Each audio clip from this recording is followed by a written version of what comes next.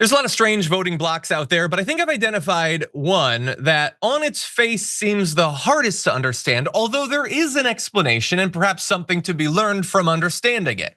It's the group of people who voted for Donald Trump and her, AOC, on the same ballot, not 4 years apart, flip-flopped. The same day they were like, I want Trump and I'd like more AOC, please. That is an interesting group.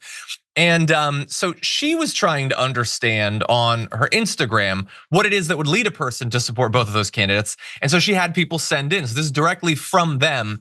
And here are a bunch of potential explanations. We'll talk about a couple. Feel free, Garrison, to mention anything that stand out to you. Some people are saying things like Trump and you care for the working class, which is at least half true. I feel like Trump and you are both real. Wanted change, so I went with Trump and blue for the rest of the ballot to put some brakes. Okay, voted Trump, but I like you and Bernie. I don't trust either party establishment politicians. I think the word establishment is doing a lot of work there, considering Donald Trump has an absolute stranglehold on the Republican Party, but I understand what they're saying there. And while I might disagree with people's interpretation of things like that Trump cares about the working class, I think that's wild.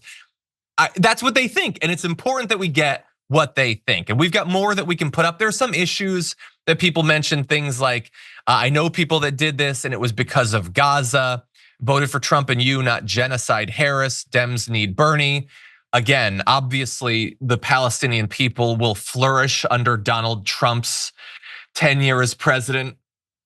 Sorry, my head's gonna explode like scanners. But anyway, but again, disagreeing with these people is largely irrelevant. I think understanding why it is that you might support these two seemingly wildly different politicians could be important, not only for understanding them now, but perhaps for understanding the sort of candidate that maybe you'd want to run in 2028. Garrison, what do you think about this group and some of the arguments you're seeing there? I saw this as it was happening. I was watching AOC's stories as she was kind of going through some of these things. And what stands out to me the most is that there is a real lack of understanding for around how our government works, how things get done. If you want to send Donald Trump to the White House, but you want to send his political enemies to Senate, to Congress, you've essentially facilitated gridlock in Washington, D.C., the very thing that kind of leads to a lack of confidence in our institutions. And so I think there's a mismatch here. There's some cognitive dissonance here. Some of it is buoyed by this bygone era of bipartisan politics, and some of it is just a lack of understanding of how things work. And so I think this is really instructive. It helps us understand the way people are thinking about politics, and I actually think it creates the mandate. You know, a lot of people are talking about a mandate on the right because Donald Trump won the popular vote. I think the mandate on the left is to do a lot more electorate education. Like, folks just don't know what our government does, and people on the right are exploiting that ignorance in really powerful ways, and some of that I think is coming through here. Yeah, potentially. I also think Francesca Fiorentini, my host on Mondays, and I were talking about, the last Trump term was an opportunity for a lot of people to understand granularly how government works because of the ways that it's being abused and dismantled. And I think there will be some of that going on right now. People are gonna learn a lot about things like tariffs maybe soon and how they work and who pays for them. We're all about to get an education, I think. But I do want to just throw this out here. So is there a case to be made potentially that, and again, this is not gonna surprise people who watch the show for a long time, is AOC potentially the answer then? If she has that crossover appeal where she can go to the DNC and give a speech and all of the DNC delegates are like, oh my God.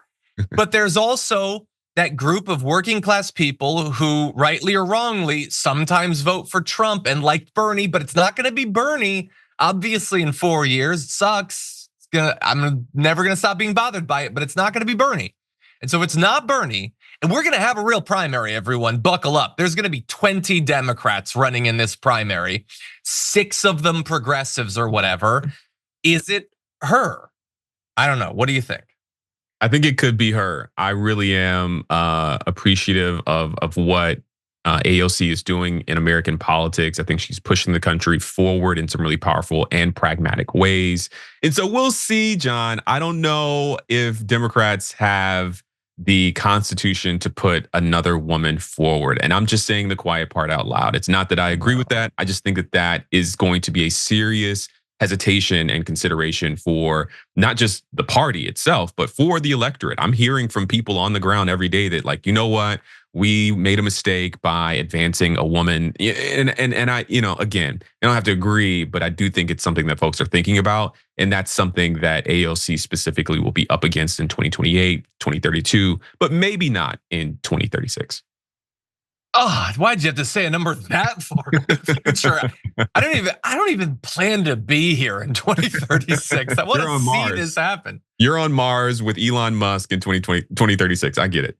No, if Elon Musk goes to Mars, then I will start to eat healthier so I can enjoy my time on Earth. But yeah, I agree. I think there's going to be some of that concern. I also think there will be even more rage amongst some to want to finally reach that point. And I don't know, I'm going to be looking for a lot of potential alternatives. I don't know what male AOC is there. I don't know what that is.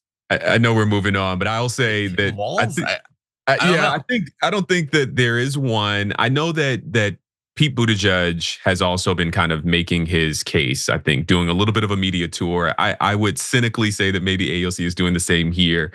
But I think that Pete is able to message to the American people in a way that connects. There will be other questions about identity and things of that nature. And so I think the Democrats have some time to think about these things. But the American people also have some time to really think about what they want. That's true. That's true. I see people, Milko Todek says Max Frost. I get that. Allred did a pretty good job. I don't see him as the male AOC, I will say, on certain issues, but we'll see. We'll see. And anyway, I want to try to get some of these people on. Obviously they were way too busy and way too big for little old me in the run up to the election. But like, come on, AOC, you guys are in the minority. You got nothing to do for the next 2 years. So if you come on and Walz can come on and Pete Buttigieg can come on, we'll have Max Frost. I think that'd be awesome. Members make a difference here at TYT. You help make the show happen, and we see you in the chat with your loyalty badge. Click the join button to become a member today.